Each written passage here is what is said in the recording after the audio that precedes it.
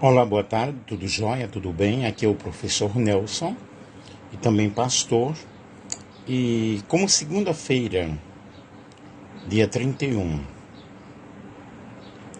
é o dia da Reforma Protestante, eu quero, neste momento, fazer uma live falando sobre o assunto. É muito interessante, é muito importante as pessoas compreenderem sobre o tema, pois é de uma grande necessidade você entender, você me acompanhar neste momento. Eu estou aqui com a palavra de Deus, a Bíblia Sagrada, que nos mostra o verdadeiro caminho para os céus, que é Jesus. Não é a placa de uma igreja, não é uma denominação. E nós precisamos seguir o que diz a palavra de Deus. Mas, na realidade, qual é o objetivo desta live? Você compreender, levar o meu ouvinte a compreender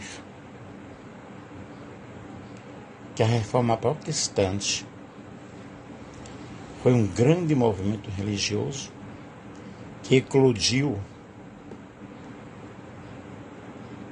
no século XVI, iniciado por Lutero. Existem muitos documentários, muitos filmes que falam sobre Lutero. Lutero, ele foi um monge alemão e havia naquela época muita cobrança, muita indulgência pela Igreja Católica, e Lutero, muito insatisfeito, ele tomou uma posição esta que levou o mundo a pensar diferente. E Lutero elaborou 95 teses que fundamentou a sua teologia, ou uma teologia que deu origem a outras denominações dentro do cristianismo. Eu não sei se Lutero estivesse hoje, o que ele faria com as próprias denominações, que são tantas que eclodiram no meio evangélico. E eu tenho um conceito sobre pastor, e o pastor deveria ser realmente uma pessoa formada, uma pessoa versada nas Escrituras, tendo uma formação teológica e outras formações, porque o ser humano é muito complexo. E dirigir um povo exige muita resiliência, exige muita dinâmica. Eu hoje não estou dirigindo igreja, hoje eu sou professor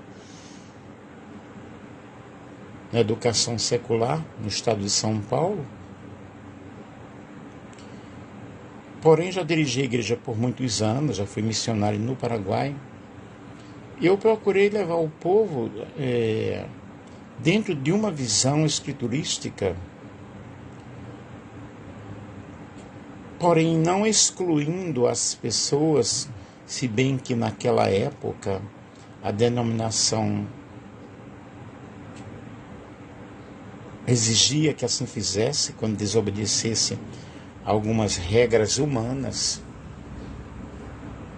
Porém, eu sempre levei de uma forma as pessoas a compreenderem como deveriam obedecer dentro daquele segmento, e entender que o amor de Deus sobrepõe toda e qualquer situação. Mas vamos ao assunto aqui da reforma. A Europa no século XVI. A Europa, nessa ocasião, passava por grandes mudanças, profundas transformações, e havia uma estrutura política e econômica, uma estrutura social, cultural,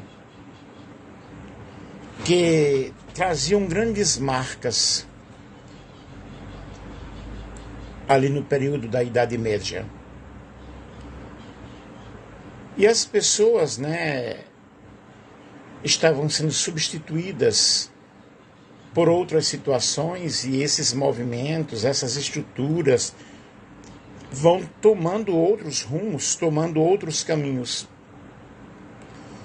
E economicamente e politicamente, outros interesses, outras mudanças e novas formas de governo iam surgindo. Confesso aqui que eu não sou professor de história, porém de língua portuguesa e língua inglesa, mas nós driblamos as situações. A religião, ela ia perdendo a sua força com o aparecimento do Renascimento. E o Renascimento foi um movimento que começou a se consolidar de que o homem era o centro de todas as coisas. E vemos a cultura renascentista contribuindo para que as artes ganhassem uma nova forma de expressão, e vai aí havendo um resgate, sobretudo, aquilo que está ligado à cultura clássica. Novas ideias, novos pensamentos, novas visões, novos horizontes, novos caminhos e formas de enxergar o mundo. É quando surge justamente a imprensa, e a imprensa contribuiu para um grande avanço de uma forma fenomenal. A invenção da imprensa pelo alemão Gutenberg, que ocorreu no século XV, vai trazendo uma transformação cultural, e a sociedade vai tomando um sentido de modernidade.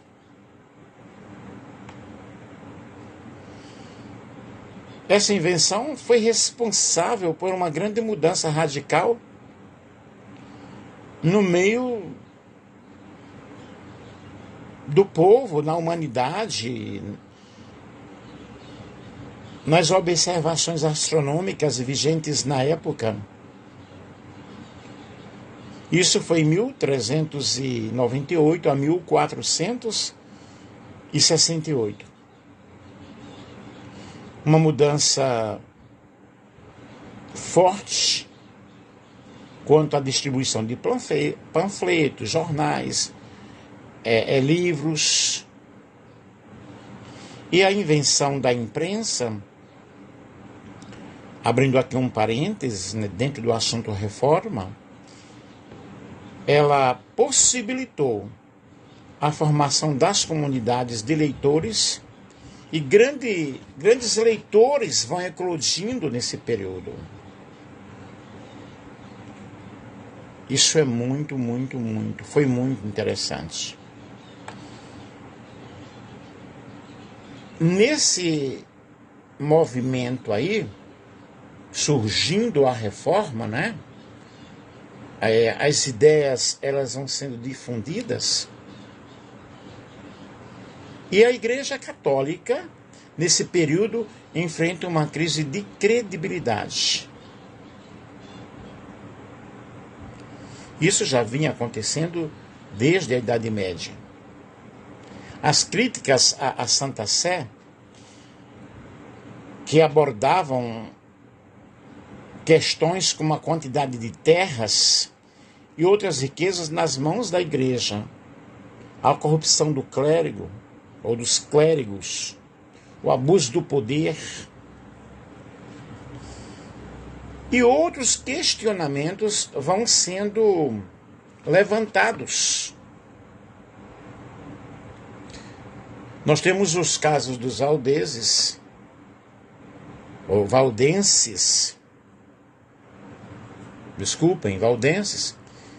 e as críticas que eram feitas por John Wycliffe e John Hus,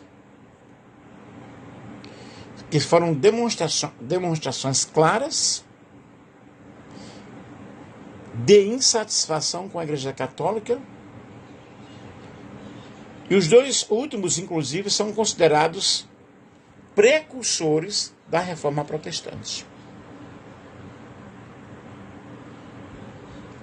Quais foram, então, as causas da Reforma? Vejamos. A Reforma Protestante foi um grande movimento. Ocorreu dentro do cristianismo, iniciado por Martinho Lutero em 1517.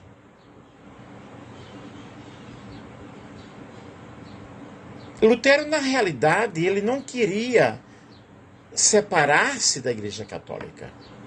Ele não queria que houvesse um rompimento. Mas que houvesse uma reforma, uma vez que ele tinha discordâncias de caráter teológico, porque ele foi examinando a Bíblia, ele foi estudando a Bíblia. O mundo, ele não tinha esse acesso à Bíblia como nós temos hoje. As antigas críticas que foram realizadas à Santa Sé foram retomadas por Lutero. Um monge agostiniano, ele era professor de teologia na Universidade de Wittenberg, mas também ele era membro do clero. Ele tinha muitas críticas. E o grande ponto, o grande questionamento de Lutero era justamente a venda de indulgências. A igreja pedia doações em dinheiro em troca do perdão dos pecados.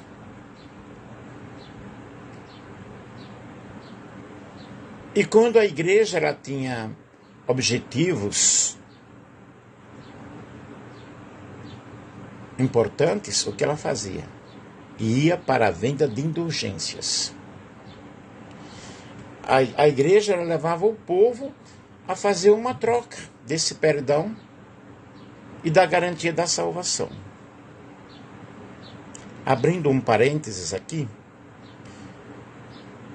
hoje existem algumas situações bem parecidas dentro do próprio meio evangélico. Você dá tanto e você alcança tal bênção, ou você é curado. Gente, Deus não é um Deus de barganha. O que Deus faz, Ele faz porque Ele é bom. Ele faz porque a misericórdia dEle dura para sempre.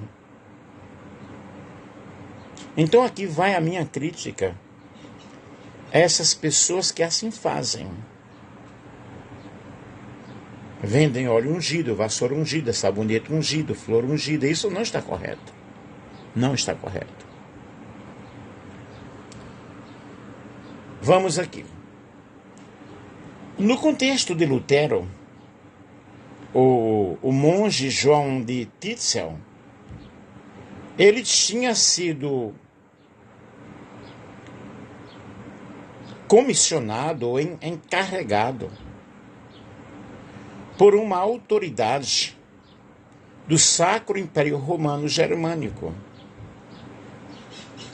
para recolher essas indulgências em Wittenberg. E Lutero justamente vai questionar, né? Ele questionou essa prática. Parte dessas indulgências seria utilizada na construção da Basílica de São Pedro, em Roma. E assim Lutero ele vai infiltrando-se. E Lutero, como um grande crítico de outras práticas também, como a simonia, isto é, a venda de cargos e funções eclesiásticas, Lutero ele foi compreendendo que essas ações dentro da Igreja Católica não condiziam com os fundamentos da fé cristã. E Lutero acreditava, através do estudo das Escrituras, que a salvação não acontecia segundo as obras, mas pela fé. E a Bíblia realmente nos diz que não é pelas obras para que ninguém se glorie. A salvação é unicamente pela grande graça de Deus. E a graça significa favor imerecido. A insatisfação de Lutero era muito grande. Mas ele não queria realmente provocar um rompimento ou dividir a Igreja Católica. Ele queria combater essas práticas.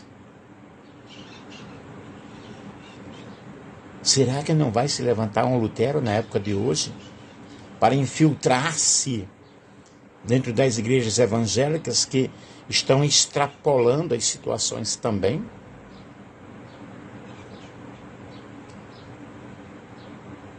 Observem, pessoal. A primeira grande mudança que vai acontecer, ou que ocorreu, foi no âmbito político. Porque a Europa já não era mais aquela do período medieval, uma vez que a partir da Baixa Idade Média vai iniciando-se um grande processo de centralização do poder dos monarcas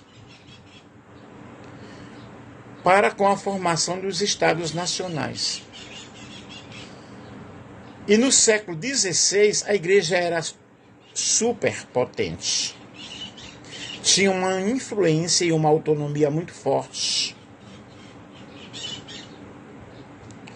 Os reis exerciam grande autoridade.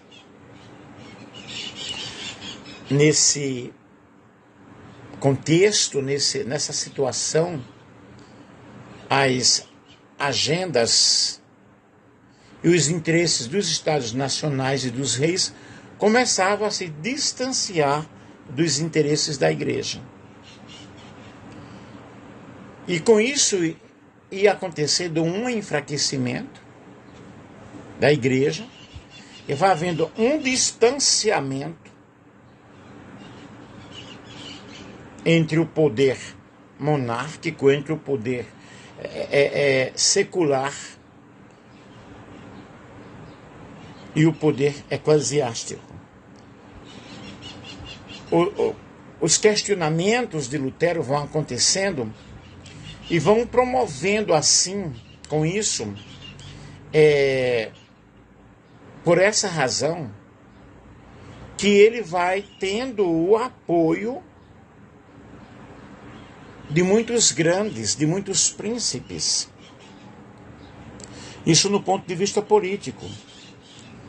E os questionamentos econômicos vão surgindo e abriu a possibilidade de se conquistar uma autonomia econômica diferente. Uma vez que os líderes seculares já não dependeriam mais dos favores da igreja. É realmente uma guerra, né? Uma guerra de pensamentos, de situações. E eles já não precisariam mais pagar impostos para Roma. A reforma protestante vai tendo assim um grande avanço. E o que é que nós podemos ver com isso? Lutero, ele prepara 95 teses. Isso aí foi o pontapé, foi a força que Lutero teve. E esse documento elaborado por Lutero, João, tudo bem? Augusta, tudo na paz? Estou falando sobre a reforma protestante. Esse documento é escrito por Lutero como uma proposição de debates, de questionamentos, a questão das indulgências, as discordâncias. Essas ideias de Lutero vão espalhando-se muito pelo norte da Europa e pela Europa Central. E a motivação que teve Lutero, através dos seus questionamentos das indulgências, foi o envio de João de Tetzel, por ordem de Alberto de Mainz, arcebispo de Mainz e príncipe eleitor do Sacro Império Romano Germânico, que era membro do colégio eleitoral do Sacro Império, que elegia, o imperador. E Lutero, então, elaborou a disputação do doutor Martinho Lutero sobre o poder e eficácia das indulgências, vulgarmente chamada como as 95 teses. E segundo a tradição protestante, Lutero teria afixado essas teses na porta da igreja do castelo do Wittenberg. Ele era corajoso, ele foi corajoso, muito corajoso. Ele vai demonstrando assim essa insatisfação. E como forma de demonstrar algo publicamente e de convidar a um debate sobre a questão, esse fato se deu início, no dia 31 de outubro de 1517, e é justamente o que deu início à Reforma Protestante. Ainda que não exista uma comprovação histórica de que isso de fato aconteceu, e o que se sabe é que o texto escrito por Lutero teria sido enviado para Alberto de Mainz, depois que muitas tentativas de debates sobre as indulgências em Wittenberg fracassaram. Vilma Ramos, tudo bem? Tudo jóia? E a carta enviada, então, naquele momento, para Alberto de Mainz, dá início a uma grande discussão sobre o assunto. Lutero foi uma pessoa que ele se destacou, ele foi o grande expoente da teologia luterana, que vai se consolidando cada vez mais e vai sendo algo bem perceptível. E as diferenças de raízes teológicas da igreja foram irreconciliáveis. A teologia luterana tem como fundamento a fé, como garantia da salvação, e não as obras. Atualmente, pessoal, muitas pessoas, elas falam de situações ou de regras como se a salvação ela fosse, na realidade, porque você fez isto ou aquilo. No entanto, a salvação, a base da nossa salvação é a justificação pela fé através de Jesus.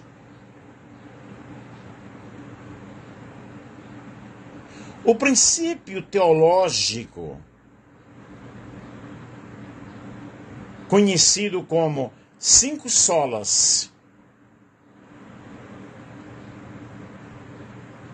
são as bases importantes para nós compreendermos que a Bíblia, ela nos aponta Jesus como o único e vivo caminho para os céus, e não obras, ou dízimos ou ofertas. Quais são elas? Sola fide, que é somente a fé. Sola Escritura, somente a Escritura. Solus Christus, somente Cristo. Sola gratia, somente a graça. Solo Deo glória, glória somente a Deus. Vejam bem, fé, Escritura, Jesus, graça e glória somente a Deus. Será que esses princípios, eles estão sendo alavancados no meio evangélico? É melhor nem comentar, não é? Queridos, Martinho Lutero, ele traduziu a Bíblia do latim para o alemão, uma vez que ele acreditava que as pessoas, que os fiéis deveriam ter acesso, deveriam ter direito à leitura da Bíblia, porque não era permitido aos leigos lerem a Bíblia. A ação de Lutero vai tomando um poder muito grande, influenciando outros movimentos protestantes ocorridos na Europa. E como o movimento liderado, Telmo Martins, tudo bem? Tudo jóia? Telmo é o meu grande amigo lá do Paraguai, hoje ele mora em Foz do Iguaçu. Foi um guerreiro, é um guerreiro, que morou na minha casa com a sua família, e nós temos uma grande amizade. Hoje ele é pastor também,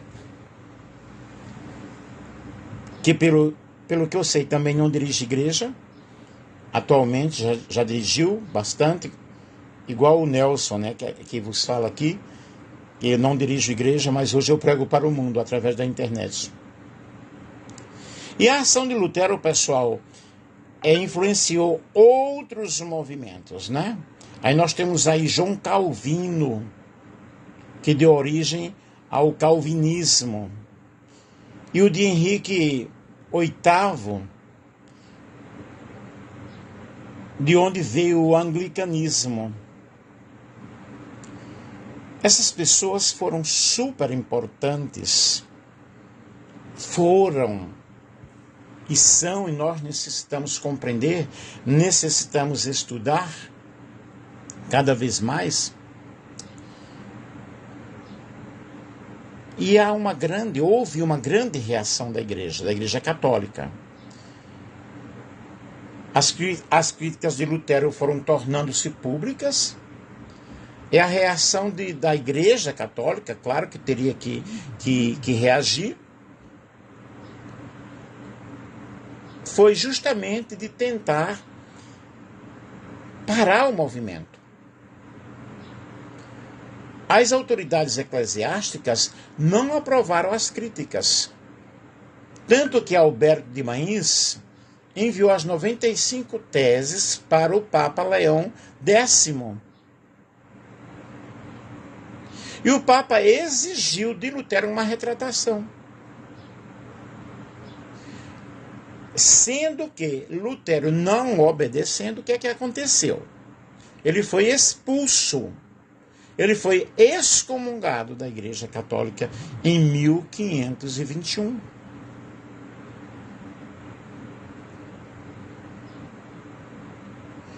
E Lutero ainda ele foi obrigado a apresentar-se diante da Dieta de Worms para apresentar as suas ideias em 1521. Ele compareceu nessa assembleia, obedecendo à convocação do imperador Carlos V, após apresentar o que ele defendia. E o que aconteceu? Ele foi considerado um herege. E por conta dessa situação, ele foi escondido 1 ano no castelo de Wartburg. E foi justamente aí, nesse momento, que ele traduziu a Bíblia para o alemão. Vocês observem como as coisas acontecem. Eu estou falando aqui como professor Nelson, também como bacharel em teologia, tá? Eu tenho um conhecimento da situação. Eu não tenho todo o conhecimento, porque todo o conhecimento pertence a Deus. Mas eu sei alguma coisa. Aí surge o movimento contra a reforma. O movimento, ele vai crescendo na Europa, e isso fez com que o Papa Paulo III convocasse um concílio chamado Concílio de Trento, que se reuniu em 3 ciclos, 1545 a 1547, 1551 a 1552 e 1562 a 1563. E aí, nesses concílios, algumas decisões foram tomadas.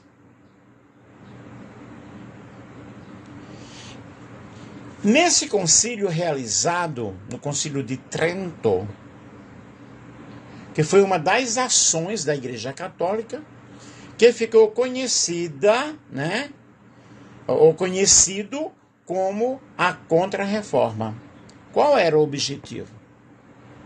O objetivo era exatamente o mencionado, barrar. Não podia o protestantismo avançar na Europa. E algumas cláusulas do concílio foi, entre as medidas tomadas no Concílio de Trento, o que é que nós podemos mencionar? Proibição das indulgências, proibição de circulação de alguns livros, reforço da ideia da infalibilidade papal, etc.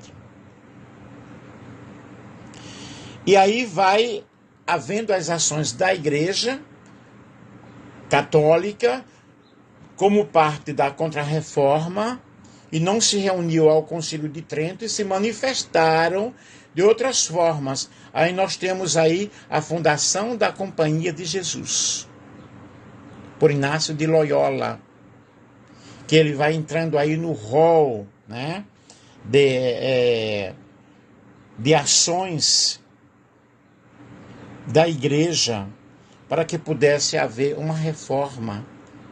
E os jesuítas, eles eram as pessoas responsáveis pela divulgação do catolicismo no mundo. E foram uma das principais, né? Fora uma organização fortíssima das ordens religiosas naquele momento. A Igreja Católica ela vai tomando força, ela vai reforçando através da criação de seminários, para que houvesse um aperfeiçoamento dos sacerdotes. E o que aconteceu? Ela buscou silenciar a voz protestante por meio da Inquisição.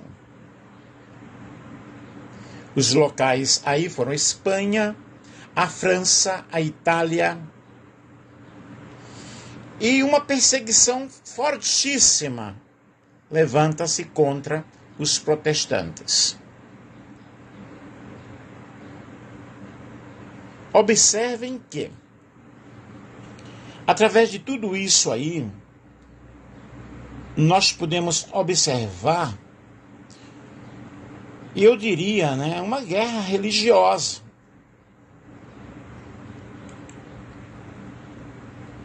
Emerge, então, um movimento protestante muito forte. Lutero liderando a situação.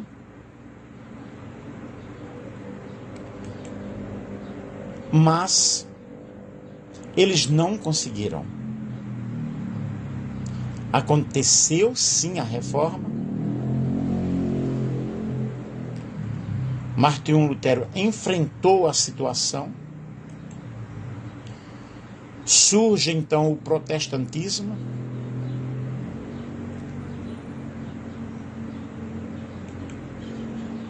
E até hoje ele está presente.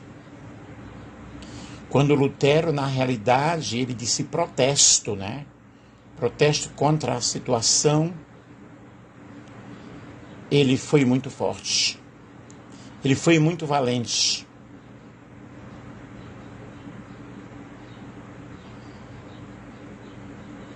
É necessário que entendamos. É necessário que compreendamos que a revolta e os ideais de Lutero foram se espalhando fortissimamente. O luteranismo, ele vai tomando a sua força. O luteranismo é a doutrina protestante que emergiu, que emergiu do cristianismo. E essa reforma aconteceu, como já expliquei para vocês. Repetindo aqui, enfatizando que a principal crença da Igreja Luterana é a salvação pela fé. Os luteranos, eles acreditam que a salvação ela é obtida não mediante as obras, mas através da fé em Jesus. A crença luterana acredita que a Bíblia é a palavra de Deus e que deve ser lida e interpretada por todas as pessoas. Hoje, graças a Deus, nós já temos muitos movimentos fortíssimos, mesmo dentro da Igreja Católica, que também já passou por grandes transformações. Hoje nós temos a Igreja Católica carismática, que fazem um lindo trabalho, um maravilhoso trabalho. Mas os luteranos, eles dedicam o domingo para irem à igreja, e dos 7 sacramentos pregados pelos católicos, eles praticam a comunhão e também o batismo, e distinguem-se dos católicos pelo fato de não reconhecerem a autoridade do Papa.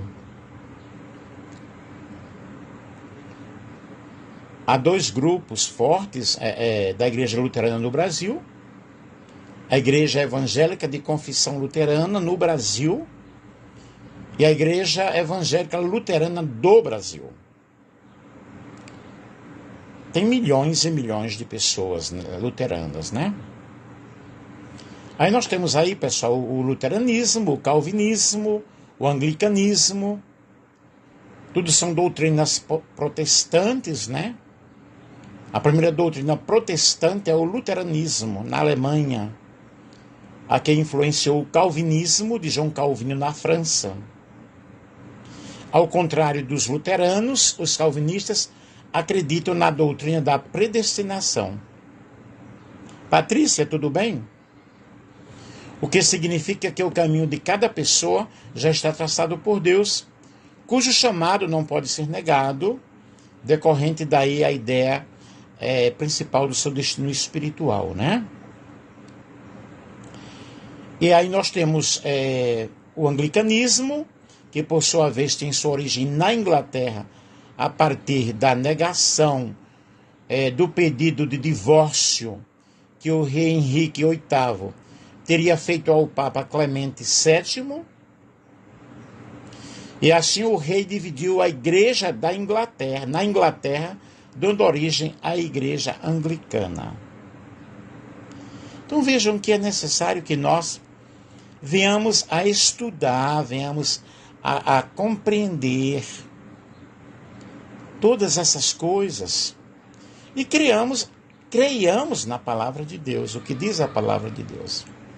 Os movimentos protestantes vão crescendo, vão surgindo outras igrejas protestantes, outras igrejas evangélicas, e hoje nós temos inúmeras igrejas. E eu diria, né, como já falei no início, se aparecesse um Lutero na época atual, o que eles iriam fazer? O que eles iriam falar? Porque nós vemos muita coisa que realmente não está de acordo com a palavra de Deus. Se vocês que estão me ouvindo concordam comigo, pode até falar alguma coisa, porque vocês estão aí, não falaram nada até agora. Mas eu espero que vocês tenham compreendido o que eu quis passar para vocês. Dia 31 é dia da reforma. Eu quis fazer este vídeo para mostrar para algumas pessoas, muito embora as pessoas já estão bem informadas, né? Então, gente, houve esse racha, né, muito forte. E o que nós precisamos fazer na época atual é nos voltarmos para Deus. Nós precisamos de uma mudança. Nós precisamos de uma renovação. Nós precisamos de estudarmos a palavra do Senhor. Porque não tem sido fácil. Surgiu Lutero, surgiu Calvino, surgiu John Wycliffe e outros que participaram de grandes movimentos. Mas o que deve prevalecer é a palavra de Deus. Palavra viva, palavra preciosa, palavra que dá poder, palavra que dá vida. Olhando para Jesus, o autor e o consumador da fé. Nele você pode confiar. Nele você pode investir. Eu espero que vocês tenham compreendido a minha parcela aí de contribuição, a minha palavra, mostrando para vocês o que aconteceu, o que houve. Mas eu quero proclamar aqui alguém maior do que Lutero. Jesus, único, perfeito. Creia nele, leia a palavra dele, acredite que ele pode todas as coisas. Amém? Que Deus nos abençoe, que Deus nos ajude de uma forma maravilhosa e especial. Um grande abraço, um grande beijo. Pastor Nelson.